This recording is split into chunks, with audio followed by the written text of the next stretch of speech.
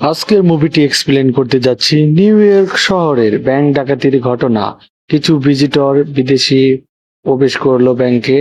Security guard তাদের check করতেছে। বাহিরে থাকা কিছু লোক ওঁত পেতে আছে, ব্যাংকটি ডাকাতি করার চিন্তা ভাবনা করতেছে। সিকিউরিটি গার্ড চারিদিক পর্যবেক্ষণ করছে, ভালোভাবে পরীক্ষা নিরীক্ষা করতেছে। অপর পাশে ডাকাত দলেরা গাড়িতে বসে থাকা পরিকল্পনা আগে থেকে বাস্তবায়ন করার জন্য ব্যাংকে ঢুকে পড়লো এবং তারা ব্যাংক ম্যানেজার এবং এমপ্লয়ের উপর আক্রমণ করলো এবং সবাই ভয়ে ছোটাছুটি করতে লাগলো এদিক ওদিক। তারা ম্যানেজারকে আটকে রেখে ফেললো এবং তাকে হ্যান্ডকাপ লাগিয়েও তাদেরকে ভয় দেখানোর জন্য কিছু জিনিসপত্রতে আগুন এবং ভাঙচুর শুরু করলো। ফাঁকা গুলি করে ভয় পেয়ে দিল। ব্যাংকে থাকা ড্রয়ারে যত টাকা ছিল তারা নিয়ে নিল এবং ক্লায়েন্টকে এবং ম্যানেজারকে নিয়ে ভোল্টের কাছে চলে গেল। ভোল্টের কাছে গিয়ে তাকে ভোল্ট খোলার জন্য অনুরোধ করলো এবং সে ভয়ে রাজি হয়ে গেল এবং ব্যাংকের বোল্ট খুলে দিল এবং ভিতরে থাকা যত টাকা পয়সা ছিল তারা সেটি নেওয়ার জন্য প্রস্তুত। এবং বোল্ট খুলে যাওয়ার পরে তারা ক্লায়েন্টকে ছেড়ে দিল। দেওয়ার পরে ব্যাংকের বোল্টে থাকা সব টাকা তারা লুট করে নিল।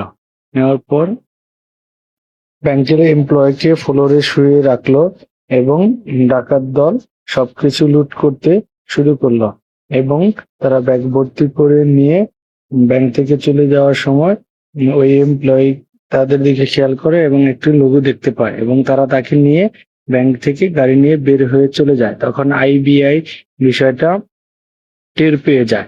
তখন তারা সেখানে আসে এবং গাড়ি থেকে সেই এমপ্লয়কে একটি সমুদ্রের তীরে ছেড়ে দেয় এবং আইবিআই এই ঘটনাটা তদন্ত করে এবং পর্যবেক্ষণ শুরু করে তারা বিভিন্ন নমুনা ফুটেজ সংগ্রহ করে এবং তদন্তটা কেলি নামের এক অফিসারের হাতে দেয় এবং তিনি এই কেসটা হ্যান্ডেলিং করে এবং লোকেশনের মাধ্যমে তারা থাকা ট্র্যাকের মাধ্যমে কিছু কুখ্যাত সন্ত্রাসী ডাকাত দল তাদেরকে খোঁজ করতে থাকে এবং আইবিএ ম্যাচ করতে থাকে এবং কারোর সাথে তেমন ভাবে ম্যাচ হয় না। এটা নিয়ে তারা ঘটনাই করে এবং ডাকাত দল লুট করা টাকা নিয়ে একটি বারে চলে যায়। সেখানে তারা ক্যাসিনো খেলে, বিয়ার খায় এবং জুয়া খেলে সব টাকা প্রায় হেরেই যায় এবং সে মন খারাপ করে বাসায় চলে আসে। আসার পর তার রাতে ঘুম হচ্ছে না, এতগুলা টাকা আমি কিভাবে নষ্ট করলাম। এই চিন্তা ভাবনা করে সে পরিকল্পনা করে যে আরো একটি ব্যাংক আমি ডাকাতি করব এবং সেখানে গিয়ে ওই আইবিএ এর সাথে ধরা খেয়ে যায় এবং অনেক মারধর করে এবং তাকে হাজতে নিয়ে যায় এবং তাকে জিজ্ঞাসাবাদ করা হয়, তদন্ত করা হয় এবং তাদের যে বাকি টিম বা গ্রুপ থাকে তারা অন্য একটি ব্যাংকে আঘাত হানে এবং ডাকাতি করার জন্য পরিকল্পনা করে অস্ত্র শস্ত্র নিয়ে মানুষকে আঘাত করে এবং সেখানে লুট করার চেষ্টা করে, কিন্তু তারা আইবি এর কারণে সেইখানে ব্যর্থ হয় এবং তাদের তদন্ত এখনো চলতে থাকে। আইবিআই ঘটনাস্থলে ডেটকৃত মানুষের সন্ধান করে এবং তাদের ব্লাড বিভিন্ন স্যাম্পলই করে। ডাকাত দল গাড়ি নিয়ে শহরে এদিক ওদিক ছোটাছুটি ঘোরাঘুরি করতে থাকে। এক পর্যায়ে তারা আরেকটি ব্যাংকের কাছে চলে আসে। সেখানে সাথে থাকা লোকজন ছোটাছুটি করতে থাকে এবং সে গাড়িতে করে কিছু টাকা পয়সা নিয়ে সেখান থেকে চলে যায় এবং ঘটনাটা জানা যায় এবং আইবিআই সেখানে তদন্ত করে ফেলে এবং তাদের উপর ফোর্স পাঠায় ইমিডিয়েটলি এবং তাদের সাথে এক পর্যায়ে ফাইট তৈরি হয়। মুখোমুখি ডাকাত দলের সাথে আইবিআই সদস্যদের একটি ফাইটের তৈরি হয়। এ সময় ডাকাত দল অনেক সদস্য মারা যায় এবং পুলিশ তাদেরকে ধাওয়া করতে থাকে। এক পর্যায়ে তাকে এক পুলিশ সদস্যের উপর ডাকাত টিম আক্রমণ করে। আক্রমণ অবস্থায় পুলিশ সদস্যের পায়ে গুলি লাগে। আইবিআই গাড়ি নিয়ে তাদেরকে ধাওয়া করে এবং তাদের অফিসারের সাথে কথা বলে।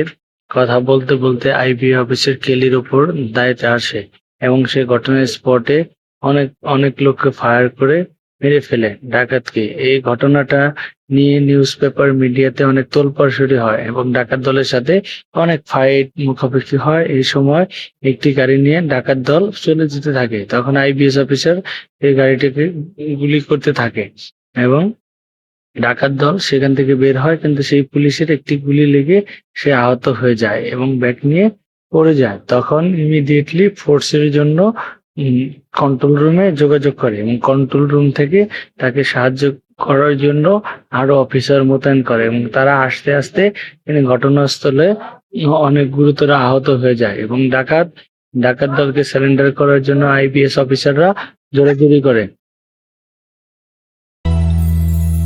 冷风吹不走你留在我怀里的温度，冷雨浇不灭你印在我心里的幸福，